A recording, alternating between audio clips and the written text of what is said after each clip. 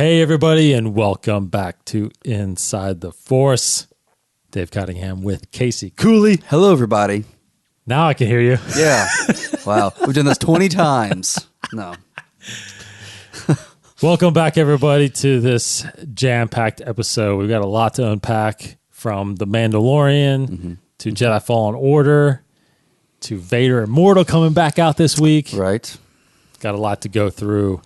Thanks for joining us. I got to admit, right off the bat, I don't even know if you know this. No, probably not. This is actually my third show I'm recording today. I was going to guess. Yeah. I actually meant to make a comment and be like, you must be podcasted out today. No, I got to keep it rolling, you know? Got to keep it going. Did my show with my wife earlier this evening about our Disney trip and our Disney show that we do. Those of you who don't know that, it's called Sharing the Mouse. Yeah. Just wrapped up doing Mandalore podcast with Martin, talking about chapter 2 of Mandalorian. And now, my favorite person in my world, Casey Cooley, is here now, talking more Star Wars. You almost need to start you basically already have a Disney Network podcast. Oh, wow. You know, we've already got 3 That's true. of them going on. Yeah. I mean, That's true. You can do a many number of other ones. Well, you could do just a Disney Plus one. Yeah. Yeah. Which is what we got to get into now, too, because Disney Plus officially launched last Tuesday. Now, we had done our show last Tuesday, or I think we did it the day before. Yeah. The night before, right? Yeah. Yep. So we got a lot to talk about as far as Mandalorian. And then, but Disney Plus in general, I will say, I mean, I don't know. It's been on every day for sure in our household. Mine as well, yes. Oh, I'm always watching it. Always. I've already got like a wish list. So what have you been built. diving into this week? Really? Well, a lot of it, if my son's in the room, like we'll watch, obviously, a lot of the Disney cartoons. He loves the live-action Lady and the Tramp movie. We watched that several times already. Okay. And I've shown him the cartoon. We watched a little bit of the cartoon.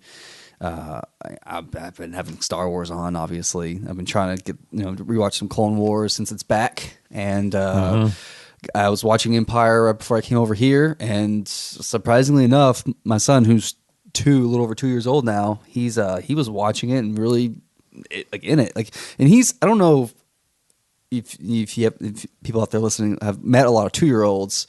But he actually watches television now, and he's actually interested and he's engaged. Yeah. And he was sitting there with me. He's the best couch potato partner, just to sit and watch movies with. And he definitely was watching Empire and engaged into it. And it was really cool, really cool moment. But yeah, Star Wars and animated Disney movies. I finally got to watch The Good Dinosaur, which I had never seen, surprisingly enough, but it was good and sad. So.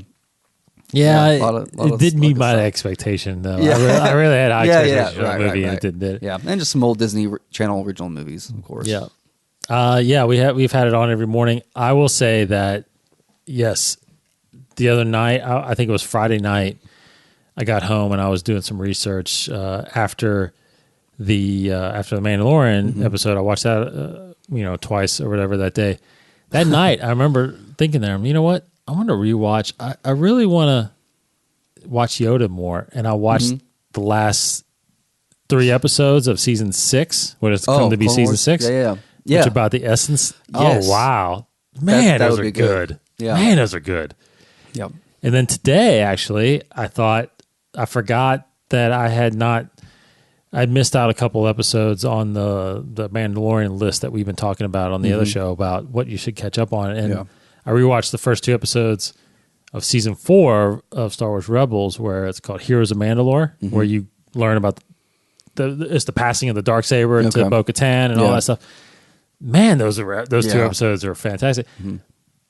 But in summary, thinking now if I want to watch it, absolutely, I just pop on Disney Plus. It's so fun. It's all right there. It's so fun to have it, and on Disney Plus they'll have helpful search categories, even though there's not many Star Wars movies out there, but they have the Star Wars Saga collection that you can quickly search, and Star Wars Vader collection that you can quickly search through. It's actually they have a Skywalker Saga section. Yeah, exactly. So it takes you just through the Skywalker movies, but it's really cool. I'm definitely. I watched A New Hope past couple of days just to kind of see what's new. I've seen already some of the new stuff. The color, like you pointed out to me at first, is definitely different and much cooler. Feels more up to date in a way. Yes, completely rescanned. Yeah, they did it. So it's not your Blu-rays. Right. Yeah, and I don't have a 4K television, so I can't obviously experience the great quality that it would be if you did have a 4K television. But it's been a lot of fun. Yeah, again, that's been completely under the radar. Under the radar, yeah. Other Disney movies as well. Like a lot of the films now on Disney Plus are 4K, and I've been seeing other people on Twitter being like, "Does anyone else realize this? Like, this is all 4K now." And, yes, really enjoying it. Yes, it's fantastic. They did release finally the price of the bundle we had talked about. Right. So you can get Hulu, Disney Plus, and ESPN Plus for $12.99 a month. Mm-hmm. Now, this does include the ads version of Hulu. Right. I have not seen a bundle yet where it talks about the ad-free version of Hulu because some people pay extra to get the ad-free, and I don't think I've seen that yet. I did read that if you have the ad-free version of Hulu and add this, that it will carry ad-free until the renewal or something like that. So just research that a little bit if you want to get that bundle. Cool. Well, on launch, we had talked about this last week that there were just under 2 million subscribers. Yeah. Pre-launch. The day it launched, they gained around 10 million subscribers. Yeah. That was surprising. That was insane. Because we were talking about in the last episode, like, how are they going to make their money back? And Bob Iger has a goal of 60 million, by 5 years. Like, well, my gosh, he's sixth of the way there in one day. Of course. So it's gonna dominate. Yeah, I'm curious to see what kind of ratings like Mandalorian has, or some of these, Lady and Tramp. I wonder what kind of viewership those. Mm-hmm. I mean, you got to see the Imagineering series. I've got that on my wish list. There's a couple other, awesome. And they're older documentaries, but they're now on Disney Plus. Some like animation documentaries that I definitely need to get through. Yeah, I've got to finally. There's been a lot of movies on my just personal wish list for a while. It's like I can't. I'm not gonna buy it, and it's never on TV. But now it's finally on Disney Plus, so yeah, I can watch it now. Willow's on Disney Plus. I know. I do want to rewatch that. I've been wanting to watch that again for a while. So Disney Plus is out there. Of course, right before we get into talking about The Mandalorian, I do want to bring up that right before episode 2 dropped, Lucasfilm did a Twitter Q&A where they live streamed from the El Capitan Theater on Hollywood Boulevard there. They had a Q&A live stream on Twitter of the cast and most of the filmmakers. And I was curious because I was like, I didn't tune into it at first. Like, but I saw some clips come out and then I started watching it.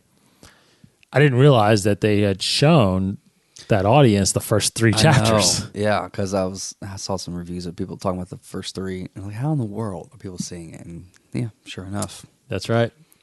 So if you want to stay away from possibly chapter 3 spoilers, I hope that no one says anything this week. You've got 5 days. John Favreau did ask everybody not to do it. Yeah. Not to spoil it. Remember, he did that at Celebration too, and nothing got leaked. That's true. Did anybody ever? I think there was for a little bit, there was a bootleg of the scenes that we saw. Oh, really? Yeah, but it was, it didn't really circulate. It did. So must have got taken down. So during the Q&A, the one thing I do want to highlight, which I thought was fun, was the directors. They were all there except Taika Waititi wasn't there.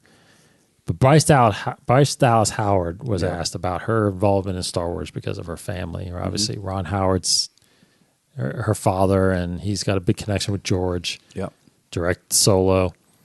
But she mentioned how George had just recently told her that he looks at Dave Filoni like a son. Yeah.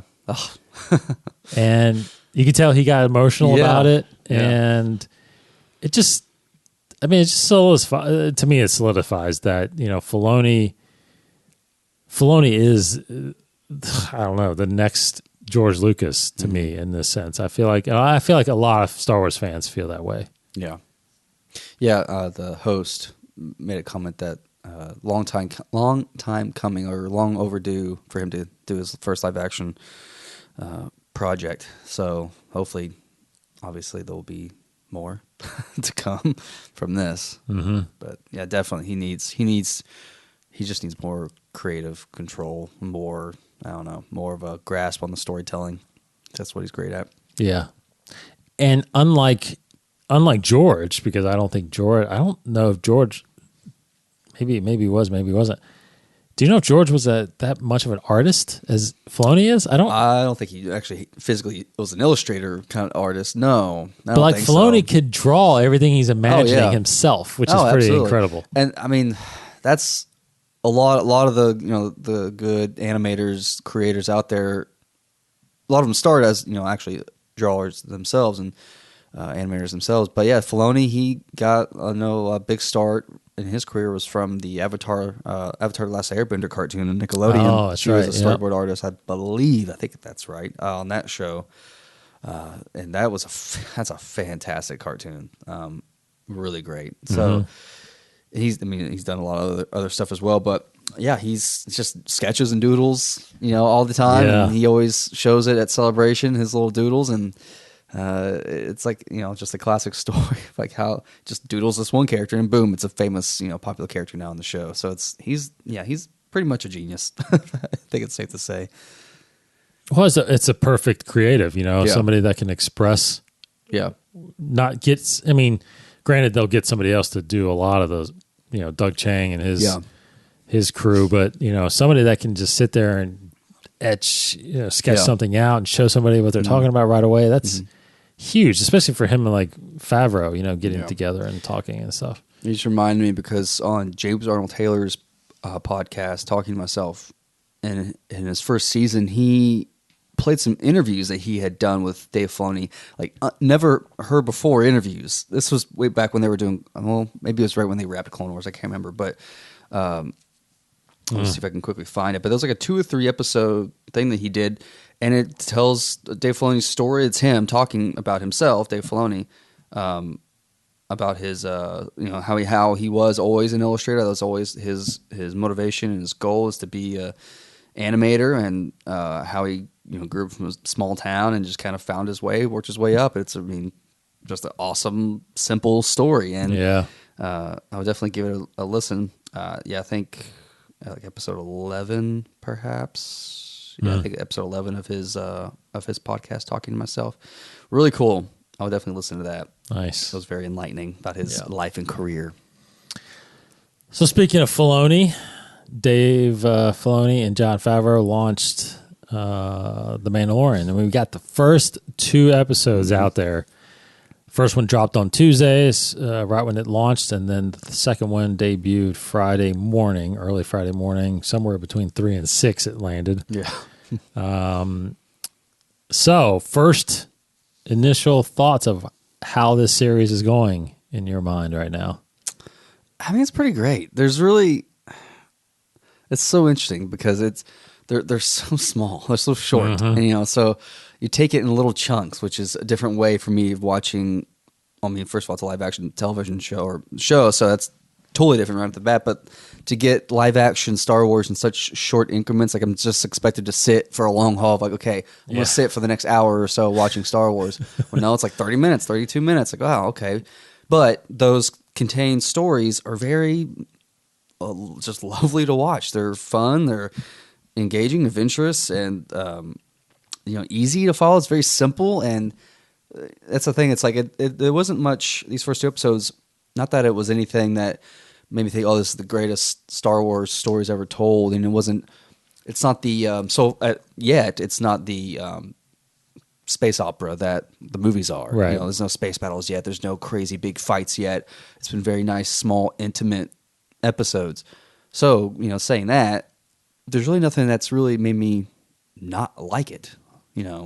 Honestly, there's nothing to poke at it. No holes yet that I can find to really poke at it. So far, it's just a very simple story, and I want as much as I can get out of it. Mm-hmm. Yeah, I'm the same way. I think it has been very simple. I think it's us as fans that are trying to complicate it a little bit. Yeah, exactly. You know what It's I mean? like, yeah. Like throw this theory out, theory out. It's like at some point it is a simple story. It's a story about a guy that's going around, and he's obviously a bounty hunter, but he's you can see glimpses of him trying to do the right thing. But then, God, we get in this last episode, and he's flat out murdering Jawas. Oh my gosh! But did not see that coming. No, but we are there's a lot of introduction in the first episode. There's a lot of who these people are. There's Grief, what he's doing, and then we still don't have a Cara Dune or anything like that. Yeah, got introduced to IG-11, but Werner Herzog, we still don't even know his character name. We don't know these locations. I just feel like there's still a lot of stuff that's not revealed that you would think would be revealed. Yeah. Well, I mean, definitely plot. I mean, 2 episodes in out of 8. I've heard the first 3 episodes are around the same length. So if the entire season is around 30, 35, 40 minutes long, for a show, I just expect a lot of subplots and different characters and side stories and all this stuff that intertwine. In this, it feels so much more streamlined, I guess, like a movie, but in just short chapters. So I feel like I'm just got to rewire my brain on how to watch this, because I keep thinking there should be more story in these episodes to progress us. Like I would have totally thought we've already met Cara Dune and Moff Gideon, and all these other fights and all this kind of stuff. But no, we've barely gotten into his story yet. Yeah, like he's just got the asset, and he's just now making his way back to get the bounty. So it's like I feel like they should be going faster, but it's still very much fun to watch so far. That's true. It's a good point you bring up, because I never thought about that actually. That in all the Star Wars movies, when we watch them, they all take place within a few days of each other. Yeah. As far as like time spent, right? Yeah. It's a continuing story, really short. We drop right in on that story. Right. At least through the first 2 episodes, like they're back to back. Like there's no, like in TV mostly, when you wait a week for an episode, usually a week goes by in the show. Yeah, exactly. Right? Yeah. Well, it doesn't go by in this. It's literally continuation. I feel like the next chapter is going to be literally the continuation of him traveling through space and returning the asset. But so that's interesting. Yeah, it seems like it's one big movie just cut up. Quite possibly. You know what I mean? Yeah. But I think I'm still under the impression that this is one arc of this first season. The first 3 episodes? Yes. Yeah. I think it's, I have a feeling, which we'll talk more about here in a second, but I feel Yoda Baby is only this first arc. I don't think that this child is going to carry on throughout the whole season. Yeah. In my opinion, because I think there's other shots from the trailer, obviously, that like we mentioned it before, Cara Dune training those people. It's like somehow that's a different story to me. Yeah. Cara Dune is a different story. Yeah. I mean, that would be honestly very, like, I don't know, what's the word? Teasing, I guess, to have Baby Yoda in the first 2 episodes, and that's it for that arc. We never see him again. And so we're all now like, what? Like, where is he? This is very, like, this character could have a lot of importance in the galaxy, and we're not hearing from him. Like, so it's like, where's his story now? I know. So they've really set it up. Already they've set it up to where this character could play in to future stories depending on what happens to him. Unfortunately, nothing bad happens. Hopefully nothing bad happens to this baby. Yeah, hopefully. The world would be good, riot if something happens to this baby. So, yeah, wow. I didn't think about it that way. That would be interesting if this just ended. Because I like you, I thought, the story is not going to be about Baby Yoda. It's about the Mandalorian. So whatever happens with Baby Yoda, that will kind of be wrapped up. But I thought it would still have implications to the rest of the season. But now, if he's not even going to be in the rest of the season, that's different. Yeah, I don't know. I'll tell you right now. I mean, Baby Yoda's been trending, on Twitter like crazy. I've been reading some of the arguments about Baby Yoda. Really? Like what? A lot of people are getting upset that we're calling him Baby Yoda. Oh. It's like it's just a description. I know, exactly. Like, yes. Anyways, did you guys post? There was a Reddit thing where Cody posted that there's a subreddit about Baby Yoda. I haven't read through it yet. But they're calling him Yiddle. Yiddle, yeah, right. Yoda and Yaddle, yeah. Yiddle. It's their ship name, yeah. So that'd be cool. Yeah, Yiddle. If it's. What I was about to say was, don't be surprised. Because if Baby Yoda because that's the biggest thing. You can't let Baby Yoda become bigger than the Mandalorian, right? Right. So what do you do with Baby Yoda then? I'll get rid of him. What do you mean? Give it his own series. Baby Yoda series, yeah. I mean, what happens to Baby Yoda? Here's a Disney Plus series that tells you what happened. Yeah. Oh my gosh. But because the popularity of it, and I actually talked about this in the Mandalorian podcast, that think about if that species, if it was a different species, would people be reacting as much as they are? Absolutely not. Agreed, right? Like, what if it was Kiani Mundi's species, right? Conehead baby. Conehead baby, or Plo Koon. Now, if it was Ahsoka's species, I think people would have related to that. But you said Plo Koon. I heard Kit Fisto. Kit Fisto? If it was a Kit Fisto baby, that'd be pretty cute too. That actually that would look like the Men in Black one, the Men in Black baby. Exactly. Well, that's what I thought of that too when I saw Yoda baby, the big black eyes. The little squid baby. Yeah, yeah, that was pretty cute. Squid baby. Yeah. So it's possibly it could, but no, I think because of the popularity of Yoda and the mysterious behind the species, it just lends itself to be so captivating. And so that's obviously the big reveal in Chapter 1 was this Force sensitive child that, I mean, I think right away, I know you did probably, the kid had to be Force sensitive. I think that was a matter of time. Yeah, no, and that's like I feel like we talked about this off air, but like Filoni's great at fan sat. Well, I mean, and Favreau, they both did this together, but Favreau wrote it. But fan satisfaction, not really to call it fan service because that's kind of negative connotation, but like fan satisfaction, where yes, it's a Yoda baby and he has Force abilities. Because if I could totally have seen Story Group or just Lucasfilm giving us a little, but not giving us everything. It's like it's a Yoda baby, but he doesn't have Force abilities because we don't want to be too calling back to Yoda. I don't know. That's kind of my cynical way of looking at it. But no, I'm totally glad.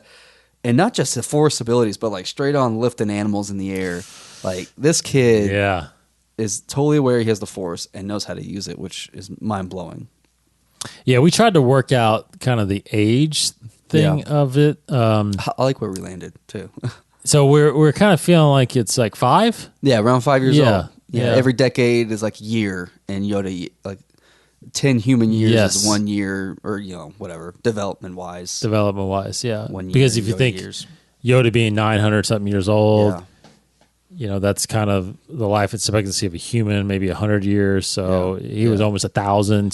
So 10 to 1 almost is what you're talking about, right? Yeah. So maybe the kid's about 5-ish, but it does seem a lot more aware of what's going on. Absolutely. Like the reaction it has with him wiping out these Jawas, you can tell there was like a concern there. And he was hurt, and he wanted to heal the Mandalorian after his battle with the Trandoshans. So I felt now whether or not you think we'll actually hear this thing talk. I don't know if he can. Yeah, I don't know if he can either. He's kind of gibbered a little bit, jabbered a little bit. He had a frog. Oh my gosh! Or I guess it was a frog. Big old Star Wars frog. Yeah, spit that out. Yeah, that's pretty cute. Yeah. The cute factor is definitely smile heightened every time. Yes, I see him. I smile. It's fun. Yes. So I don't know what else to talk about. I mean, what was kind of the most surprising in these first 2 episodes with you at all? Anything?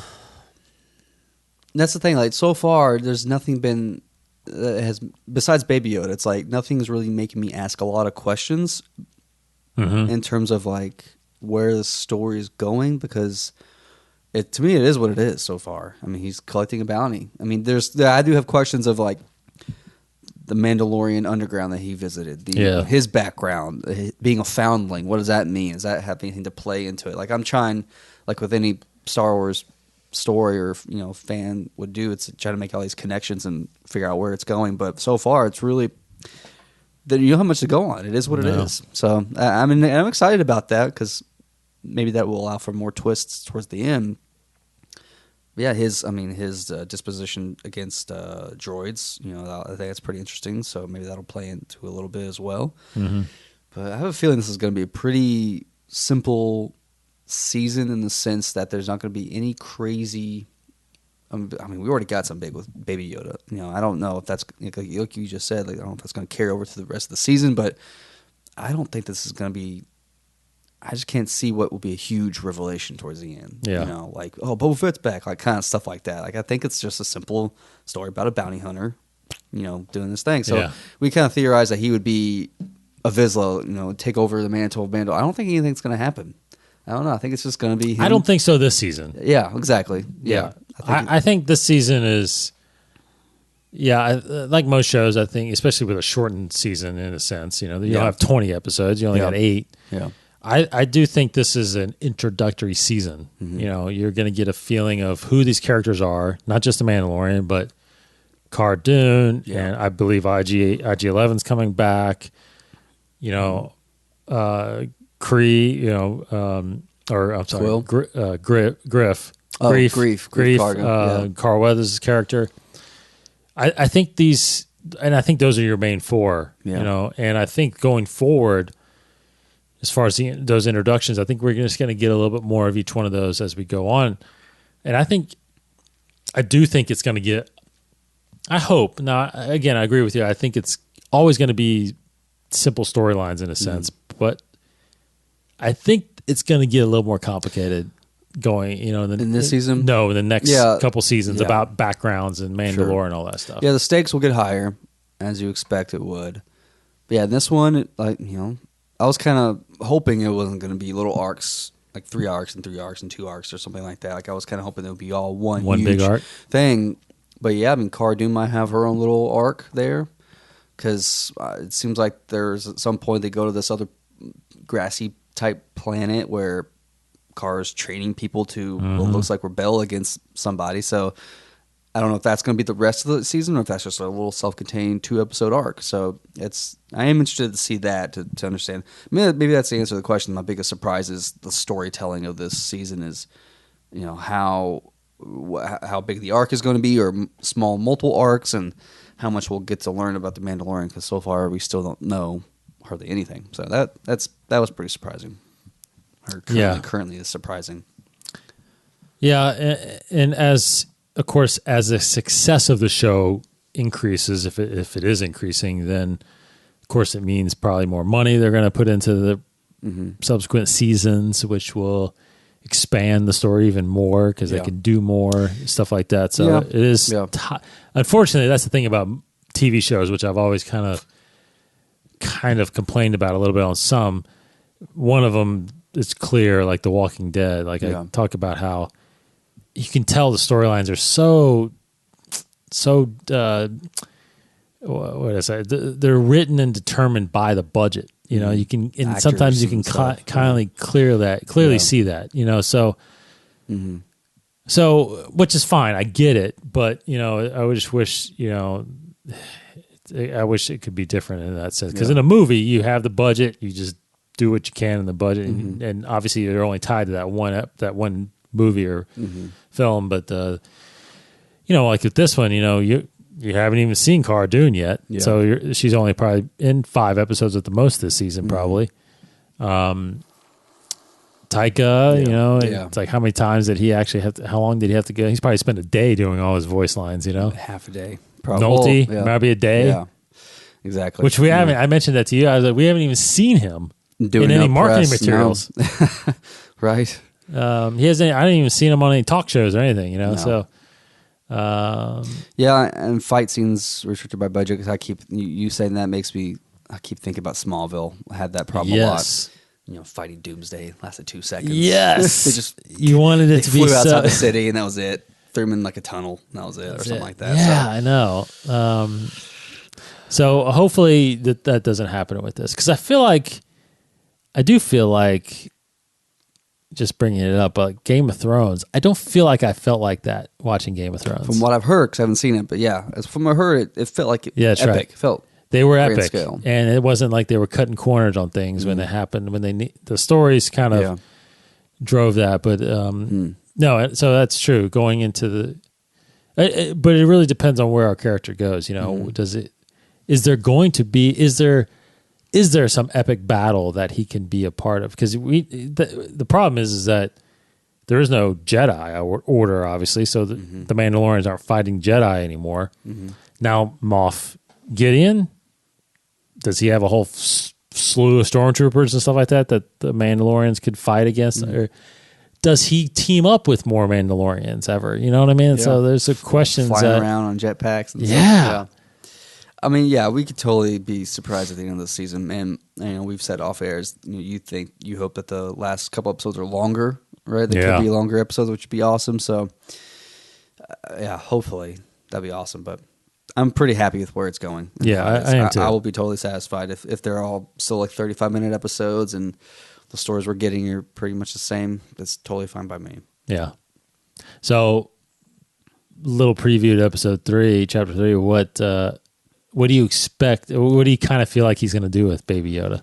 Oh man, that's the thing. Like, I hope it carries on to where he rescues him, he saves him. He doesn't quite give him to the Empire. Even though the synopsis of the show says he's going to collect the bounty, I think it almost made it sound like he's turning in the baby and getting the rest of his payment. Returning to the client to collect is what it says, I think. So if he does that, I could imagine him saying that the baby's dead and he's really just secretly keeping the baby. He'll need to provide proof of that it is dead. So, or he turns him in and has a change of heart and tries to rescue him, and that's where things go to crap, because I definitely believe in this third episode something's going to go wrong and he's got to fight his way out. So whether that, that's the only thing I think of, is that he goes in there and has a change of heart, but he still gets the payment because I know he builds a new suit. So that's where I keep thinking, like, how does he get the reward and turn in the baby without, have everybody being super mad at him, like, you just give the baby to the bad guys and that's all? That's it? No. Well, that's cool, because I actually think that could be it. And I think that actually, that's the one way the Baby Yoda could carry on throughout the season, is that he does turn it over, he does collect, but then he finds out something or discovers something that makes him want to go after and rescue the baby. So that's when he enlists Cara Dune, he enlists IG-11, and they all go after. Sure. That would carry the rest of the season. I think that could be the reason. That could be a good example of how the baby stays relevant throughout the season. So that would be fine with me. And then, of course, Moff Gideon, I don't know how that why he gets involved, and he might just hate Mandalorians. I don't know, Yeah. But I feel like he's gonna show up this next episode. That's the thing. If at the end of this third episode we don't see Cara Dune or Moff Gideon, one or the other, or both of them, I'll start to get a little impatient. Yeah. But I'm totally fine right now. Okay, so the episode chapter 3 drops Friday, November 22nd. I think. Like, we don't know, again, 3 to 6 a.m. It's in the morning. Yeah, definitely. I watched chapter 2 at like 6:30, I think, in the morning on Friday. Okay, so there's a countdown. It might be. Oh, there is? Yeah. I know Twitter's been doing a thing to where they'll do a sponsored tweet to where if you heart it, they'll send you tweet reminders. That's really cool. I do have that. Yeah, so that's cool. Do that. Okay, next kind of bit of news, Vader Immortal, episode 3 actually drops this Thursday. I don't know if you guys are playing that or not, but we've played the VR series. Vader Immortal, chapters 1 and 2, or episodes 1 and 2. Episode 3, like I said, just comes out Thursday, and it's a conclusion to the storyline of that game. So we'll talk about that next week after we play that this weekend, because apparently you fight Vader in this chapter or this episode. So scary. So I'm interested in that for sure. We're both still in the middle of Resistance Reborn. Mm-hmm. I don't know. I'm early on still. Too far. Yeah, I'm. There's a lot of Star Wars this month. Yeah, that's a lot. Yeah, it's a lot. Ingest. And then catch up on podcasts too. I know. So it's like podcasts and audiobooks and games and movies and shows. It is all Star Wars leading up to, and then we're only like 33 days away from Rise of Skywalker. I know. I was just kind of coming to this realization recently. Like, we're not that far away, y'all, and it's freaky. Very freaky. And then we're going to get the Kylo Ren comic, the first issue, right before the movie, I think, right? So, I just haven't seen. I just ever since Mandalorian or Disney Plus dropped, I just haven't seen anything on the Rise of Skywalker. Yeah, I haven't seen anything. No articles. That's true. I think they're going to wait till roughly like what Mandalorian did. I feel like a week before Mandalorian dropped, like there was all this marketing push, teasers and trailers and interviews. Yeah, I think the week of Rise of Skywalker is when we're just going to get bombarded with stuff like that. That's cool. But it's a brilliant idea. Maybe it's intentional or not, but they are easily masking a lot of the speculation of Rise of Skywalker with all these other releases, because no one's talking about whether or not. Maybe. Yeah, you're right. That You might be on purpose. Yeah. Let's just put in the market everything else that's not Rise of Skywalker. So people are still in Star Wars, but not this movie. That's right. Interesting. Different way. Speaking of the Resistance, if anybody's going to be making it to Galaxy's Edge in Orlando on December 5th, that's right. Rise of Resistance ride is open on December 5th. Unfortunately, not in Disneyland, but only at Disney World Hollywood Studios.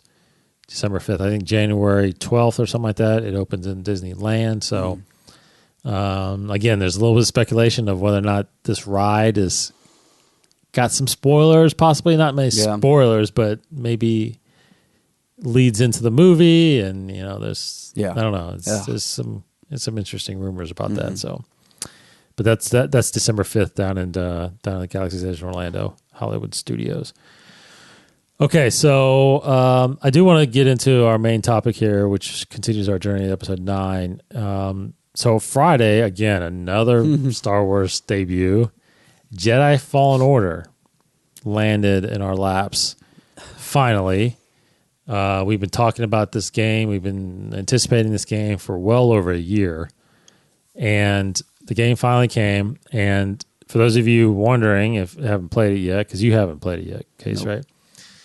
It's a very open world type game, very similar. I played the Assassin's Creed movies or games. I played the Batman Arkham games, and then they do have that sense of feeling there, where, especially the Assassin's Creed games, where you can jump on a horse in that game and travel to any city you want and explore.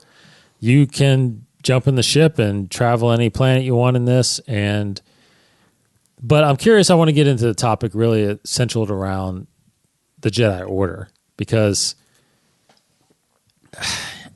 again, not really spoilers. I think it's in the marketing materials, but Cal Kestis is tasked with in this game to rebuild the Jedi Order. Good luck, man. Yeah, like what does that mean?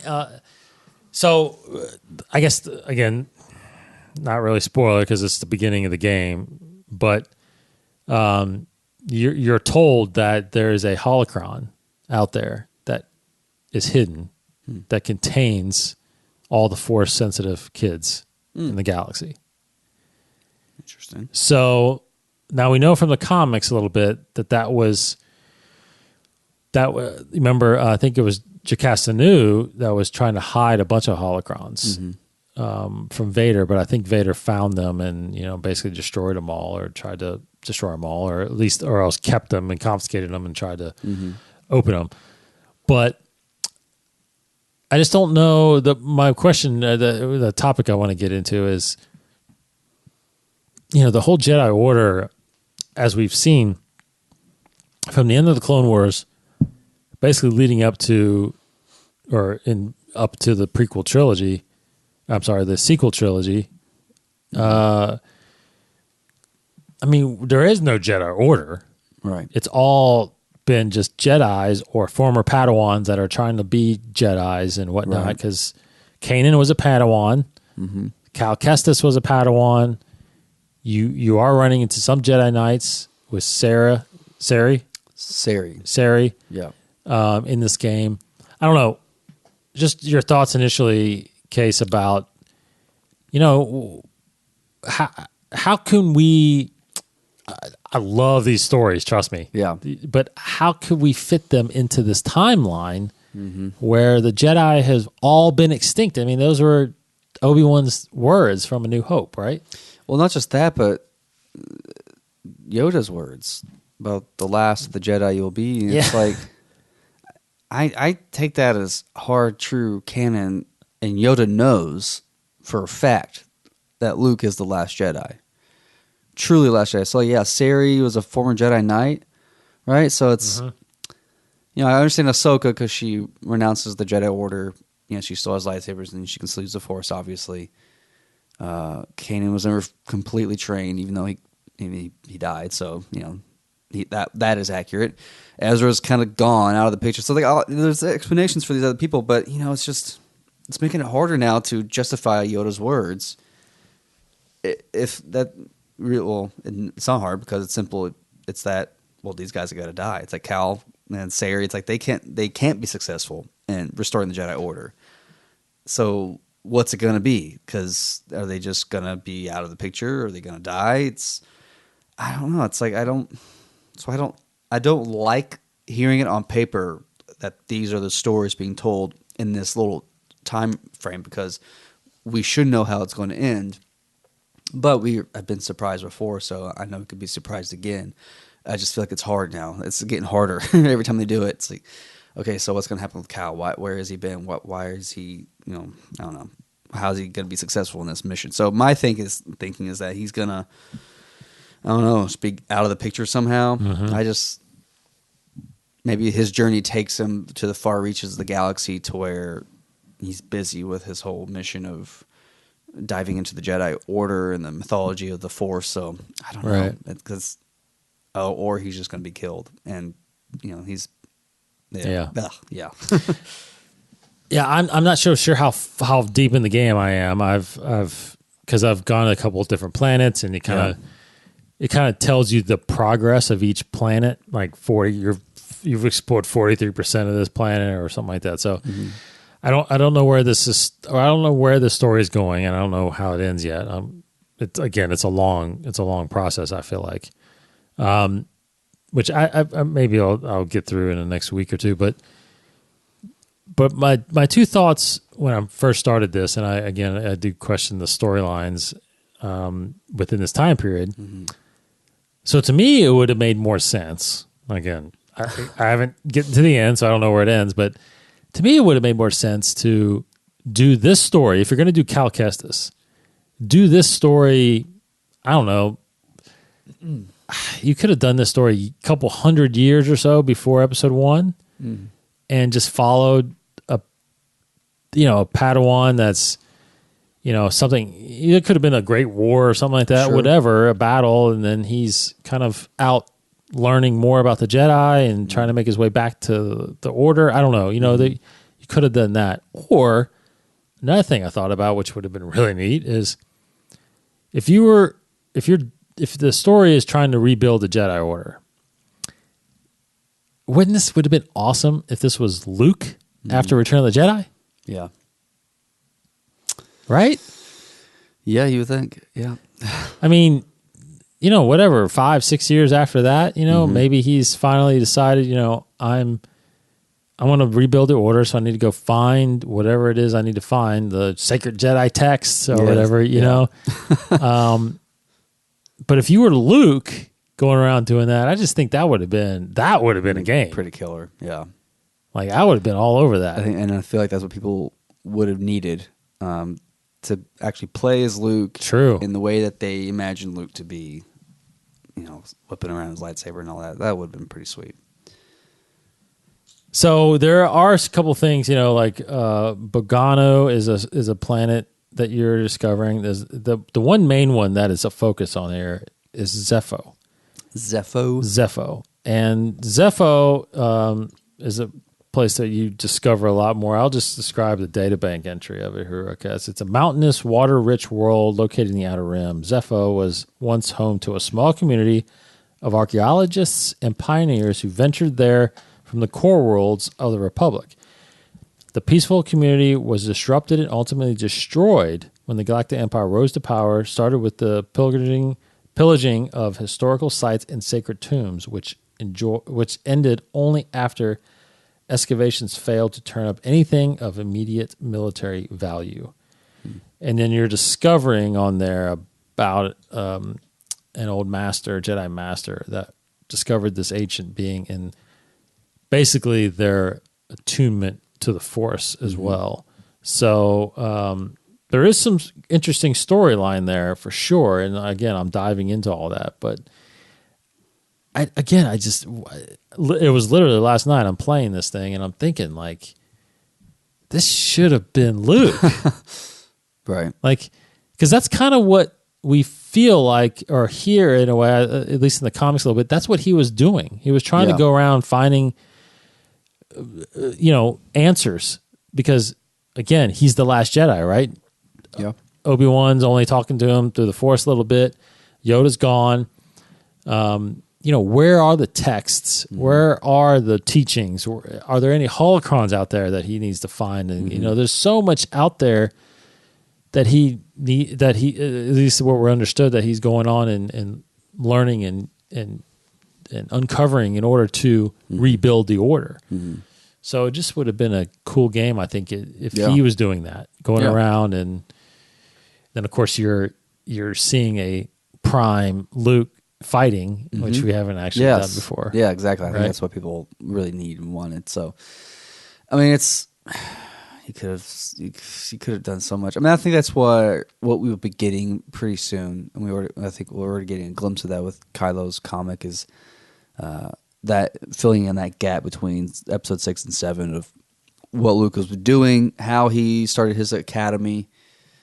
And I think, a game would have been pretty sweet. Basically, it's like Jedi Knight Academy, point 2. It's like the reboot of those games, but with Luke as the main character instead of Cal Katarn. Because that would have been pretty sweet. Although I get the impression that it really was just a Luke and a handful of students. Agreed. I don't feel like he like in the Legends, like he recruited, he trained up, and has other masters with him. It's like it's a full-fledged academy at that point. It's this feels very much small class. But this game could have explored just his journey of trying to discover the truths about things and how to train. Yeah, because we already know he goes planet to planet, so you get that open world already, tracking down different items of the Force. Yes. We saw we played as Luke in Battlefront 2. You do that, so we got a glimpse of that game. That's exactly it. That's exactly what I was thinking. Game, yeah. So doing that and because have I just R2 totally with forgot you about that. Yeah, that was R2 a great with part you. Of the game. Yeah, that would have been fantastic. So, will we get that game? Maybe. Who knows? Maybe. But again, it's curious that they chose this time. They chose these characters. Yeah, they knew that eventually, like 10 years from now, from this timeline, you're getting Kanan and Ezra. Mm-hmm. So where is Cal Kestis? Where I is hate asking those questions? Where is the rebellion? Does he ever join a rebel cell as part of the rebellion? He's the Jedi of that group. I don't know. So he was officially a Padawan, right? Yes. And then Sarah was a knight. So it's just right there. The fact that you have these Jedi Knight around, it's just something's not going to end well. It's going to be very weird. I don't know. Well, and eventually, I feel like Sari will, because right now she's locked herself away from the Force. She's Gotcha. had an instance which you don't know of exactly. I think you got a little bit of details about it, but I feel like she'll come back. Yeah. And she'll get a lightsaber again, whatever. But at this point, I don't know, 5 years after episode 3, Vader is supposedly, and there's all these Inquisitors, they're hunting down Jedi. They're hunting down Force-sensitive kids. I got to think that they are aware. I got to think that Vader is aware of him. I don't know if Vader shows up in this game. I don't think he does. I haven't heard of anything. Because you got the sisters or whatever. You got ninth sister and second sister as part of this game. So, so the Jedi Order, as we know it going into episode 9, obviously it has not been rebuilt. Now we don't know either. Also, what Rey has done this past year from episode 7 to from episode 8 to 9. Yeah, whether or not she's recruited anybody doesn't seem like it, according to the trailer. Yeah. Doesn't seem like she's, doesn't seem like Broom Boy is going to show up as a Jedi. Yeah. He's been digitally removed from the shots. He's on the records with Rey, right next to Rey with his broom. Right, yeah. That's hilarious. So the Jedi Order, it's a wonder if it'll ever, do you think it'll ever actually fully be restored? Yeah, I do. Yes. I think after 9, I think that will be the hope and the driving force is that Rey's bringing it back. Because so far that's already been the spark, but it's already been the hope is that she kept the texts. She's doing this, and from what we've heard of Luke in the trailer saying 1,000 generations of Jedi live in you, that kind of stuff. So she definitely has this embodiment that she is the lasting legacy of the Force of the Jedi.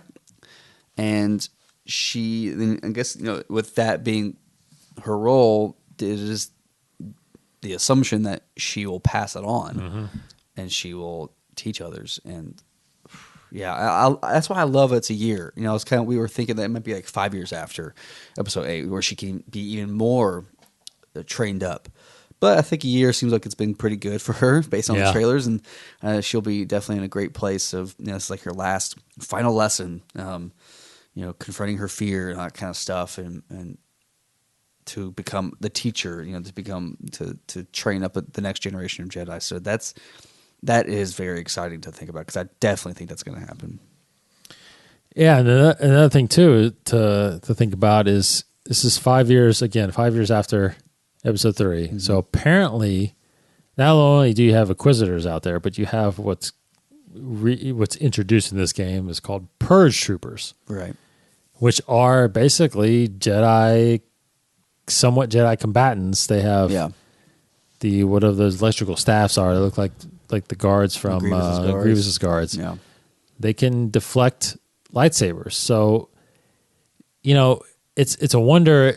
Are they discovering more and more of these Padawans or these Jedi Knights out in hiding because they have these Purge Troopers? Right. Because it's not just Vader and the Inquisitors out there. It's got some of these guys out there too. So, so it's a wonder how many actually did survive Order 66, because I feel like we're finding more and more. Yeah, that makes sense though. That a lot would survive. Yeah, that doesn't surprise me at all. And I guess that's why we have so many Inquisitors, like you just said, and Purge Troopers to wipe them all out, because it definitely feels like they succeeded in that. Because we haven't heard of many others. But yeah, again, I'm kind of glad, just because more Jedi Knights that are around, the harder it is to explain their absence. Yeah. I've got a prediction I'm going to make really fast. Because I thought about this in one of the, obviously there's a bunch of cutscenes and all that stuff, which I wonder if anybody's putting that together yet. I'm sure they are, yeah. But I'm going to make a little prediction that, because there was a conversation that Cal had with Sari, and they were talking about her past a little bit and about the purge and all that stuff. Yeah. I feel like even in her reaction a little bit, even though it's digital, but she had a little bit of reaction. I think she mentioned she had a Padawan. And she was very short about what happened. I think because Cal asked, did she die? Mm-hmm. Did your Padawan die? And I think she said yes. But the way she said it was like, wait a minute. From a certain point of view. I think it's going to be revealed in the game. Again, I don't know, but I'm just going to go ahead and make a prediction that that's who the second sister is. Sure, yeah. Right? Yeah, that's pretty good. So it's got to be some connection. I mean, that's just storytelling, right? Yeah, so, there you go. I think that's what it is. I got it totally out of that scene. Like, oh wait, that means she's not dead. Yeah. Liar. She's around. Yeah, that's good. But either way, it is a good looking game. It is definitely worth checking out. It just brings up a lot of questions of the story, I feel like. Yeah. I mean, I'm definitely excited to play it to learn more about the Jedi and the Force. And I'm in love with, so far, what I've been seeing. So, very excited to play it. And that's what I was getting at. Maybe not, I actually said it in the beginning, like maybe not a couple hundred years before episode 1, but you're almost almost rediscovering the Jedi in a sense in this. So it's like, I almost think like, wow, this should have been like in the origins of the Jedi kind of story. You know what I mean? Like, I don't know how far back that is, like thousands and thousands of years, but it would have been interesting to get away from that a little bit from this storyline. Well, that was kind of a speculation early on, is this could start a franchise of Jedi games, Jedi Fallen Order, Jedi something else Order, because that was like Jedi Academy. That's right. Jedi Academy had three games, and they were all, I never played the first one was kind of like I feel like it was like kind of like an official Jedi Academy game, but basically you had the Calcatarn, Jedi Knight, I get the titles so confused. They had the Calcatarn centric one, and then you had the sequel to that, which was more of a role-playing game. You can choose your character, so I can't remember the character's name because I can't remember his name anyways. But they were all tied together, and they had a central thread. So I like the idea that maybe a sequel to this could be less tied, but tied to the Jedi Order, but it could be the Luke game as a sequel. Yes, and then that's like right. each game progresses the Jedi. Then like the third game could be like Rey starting the Order. I don't know. So it could be like, that would be kind of cool if it tied it that way, but probably not. But I hope this is just a trigger for more games to come. Yeah, in any game like this, like you can. It was like Assassin's Creed. Exactly. Yes. Yeah. You could spin off so many different ones. In fact, you can make this a bounty hunter game. Yeah. You be a bounty hunter that goes chasing after bounties. Like, tell me that would be awesome. Sweet. Jumping planet to planet. Yep. Finding bounties. I mean, that's basically Assassin's Creed, except instead of killing them, you're just capturing them. Just reskin it. So yeah, exactly. Bounty hunters in Star Wars. Come on. Oh my gosh, yeah. Like Red Dead Redemption, it's like the bounty hunters. Yeah. Yeah, I haven't played that one. I've heard great things. But that's open world too, like that. Open world Western. Yeah, that's great. Okay, well anyway, Jedi Fallen Order. We'll keep talking about that, I'm sure, as the weeks go by and as you get into it more. I'm on Xbox. So you're doing PS4. I will be doing on PS4. Yeah. Love it. So just check that out. So okay, well that's it. Thanks for this episode. Next week when we get together. Again, we got so much to talk about. Chapter 3 of Mandalorian, Vader, Episode 3, Jedi Fallen Order more. Might be done with Resistance Reborn by then, maybe. You think so? Maybe we'll hold that off. I probably won't be. Might hold it off for the episode after that. Yeah. Anyways, lots of Star Wars this month. I mean, lots of Star Wars this month as we lead up to The Rise of Skywalker, which is, again, only 32 days away, 33 days away. Hope everybody got their tickets. Oh my gosh. Yeah. Come on. What are you doing? Yeah. What are you doing? We've got tickets for Thursday night and Friday afternoon. So, and you got Friday night also too, right? Yeah. Wow. That's it. Thanks for watching, everybody. Thanks for listening. Thanks for comments, all that stuff. We appreciate all you guys. Go check out the Mandalore podcast at the Mandalore Pod on Twitter. It's a Facebook group that you can join. For all those that are listening to our show, love you guys, and you guys are adding some feedback.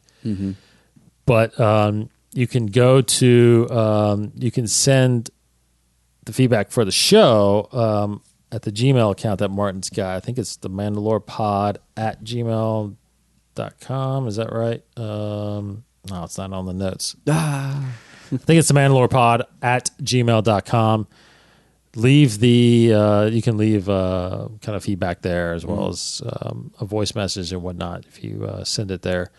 So please do that if you can, if you want, and continue obviously checking us out and getting an overall review and everything else Star Wars related right here, InsideTheForce.com. Of course, Instagram, Twitter, Facebook, all that stuff Inside the Force. What else? Sweet. Is that it? I guess that's it. Everybody have a great week. He's Kryptonian113 on Twitter. I'm DCottingM21. We will see you back next week. For Casey Cooley, Goodbye, everybody. I'm Dave. May the Force be with you.